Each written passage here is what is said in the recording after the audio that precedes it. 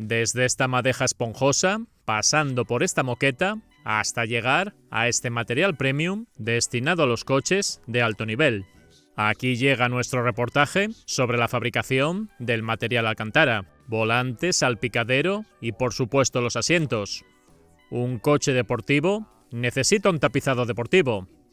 Este Camera Evo 37 es un Resmod, una pieza única e increíble, fabricada sobre el chasis de un antiguo Lancia Delta Montecarlo.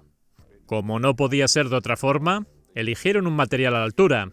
Es exclusivo y encaja perfectamente con el origen de competición de este modelo, pero ofreciendo al mismo tiempo un enfoque muy actual. Pero la cuestión es, ¿qué es el Alcantara? ¿Dónde se fabrica? ¿Y cómo se hace? Bueno, pues justo detrás de mí. Y hoy te traemos una visita exclusiva de la fábrica. Un material cuyo nombre se asocia con la microfibra. A veces cuando digo que un asiento es de microfibra, me corrigen diciendo que es Alcantara, pero técnicamente no es cierto. Es uno de esos casos en que una marca se asocia directamente a un material, pero existen en realidad otros muchos proveedores de microfibra. En estas piezas acabadas puedes ver Alfa Romeo, Porsche o incluso BMW Motorsport, o Kia en sus modelos N. Pero veamos qué ocurre en el proceso de fabricación de este deseado material. La fábrica se encuentra a aproximadamente 1 hora al norte de Roma, y se trata de una instalación bastante grande y compleja. El proceso empieza con estos pellets de plástico PET. Ahora ya empiezan a incorporar granos de plástico reciclado, y se utilizó por primera vez en los asientos del Ferrari Purosangue. En esta primera fase se funden los granos de PET y se hacen pasar por un agujero pequeño. Se generan estos curiosos hilos y cuelgan por el techo de esta primera sala. Los hay blancos y los hay negros, dependiendo del color final que se quiera obtener, para tonos claros o para tonos oscuros. Después pasan por un proceso de lavado y se transportan a la vez que se estiran con tensión. La siguiente etapa es un proceso muy rápido en el que se desenreda la parte exterior de las fibras, pero no la interior. Es precisamente la parte exterior que se desenreda la que le da al Alcantara ese característico tacto superficial. Si no se hiciese ese proceso, se podría obtener un cuero sintético.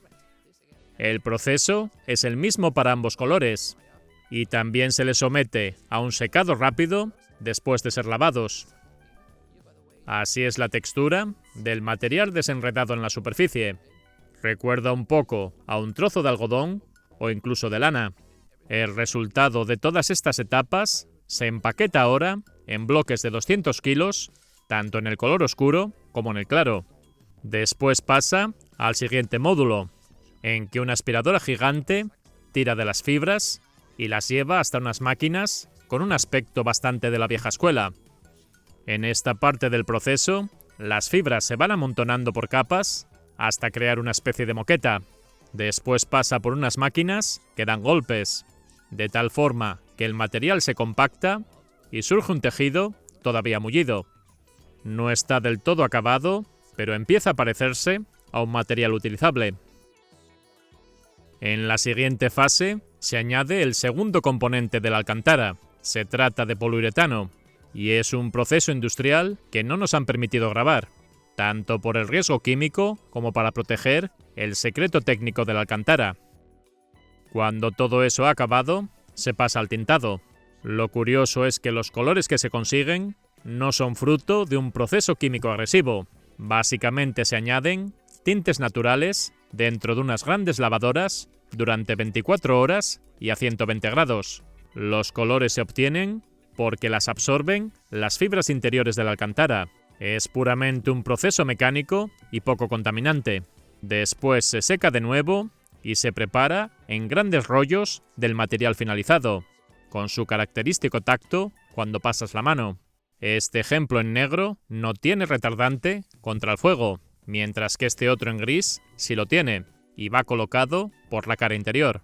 Una característica muy avanzada es que se pueden conseguir colores exclusivos fruto de la mezcla de otros. Así se puede ofrecer a diferentes fabricantes de coches sus tonos propios exclusivos. Este edificio es el último que se ha añadido a las instalaciones y en el que van un poco más allá. Como fabricante, Alcantara te puede abastecer con el material en bruto, o si lo deseas, te lo puede enviar con los cortes ya realizados. Tienen máquinas cortadoras de última generación que garantizan una calidad de acabados más elevada. Otra cosa que pueden hacer es combinar colores. Partiendo de estas piezas de base oscuras, le pueden añadir tiras de colores. Para ello, utilizan unas prensas enormes, y de esa forma se integran unas en otras. Una vez que esto ha ocurrido, se controlan las tolerancias dimensionales utilizando unas formas transparentes de referencia exacta. Por último, se cepillan para garantizar que no haya defectos. Otra técnica nueva es el troquelado del material, que deja entrever un color colocado por debajo. El efecto es muy bonito y se utiliza en el Alfa Romeo Tonale. Otro ejemplo de tiras de color añadidas por presión son las que lleva el Hyundai Kona eléctrico con acabado en E-Line. Lo cierto es que con esta nueva ampliación de la fábrica se consiguen efectos de color y relieve en este material que resultan muy atractivos. El Alcantara puede ser fabricado en muchos colores más allá del negro, y también hay toques de humor en los almacenes. Con esta otra máquina, una máquina de coser con 4 puestos en paralelo, se consiguen las costuras en contraste. En este momento está trabajando para Opel. De hecho, todo el grupo Stellantis es uno de los grandes clientes de Alcantara. En este caso se trata de las tapicerías de los modelos deportivos GSE.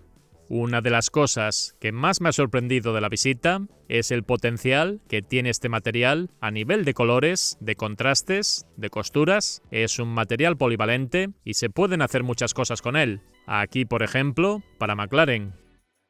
Son muchos los fabricantes que confían en Alcantara: Alfa Romeo, Porsche GTS o BMW Motorsport.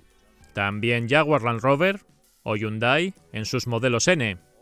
O como vimos antes, el Tonale. Un tema muy interesante que están desarrollando es el corte de precisión con láser. Hay otro textil por debajo que se ve a través de los pequeños agujeros y de diferentes formas, que solo se pueden conseguir con la precisión del corte digital por láser.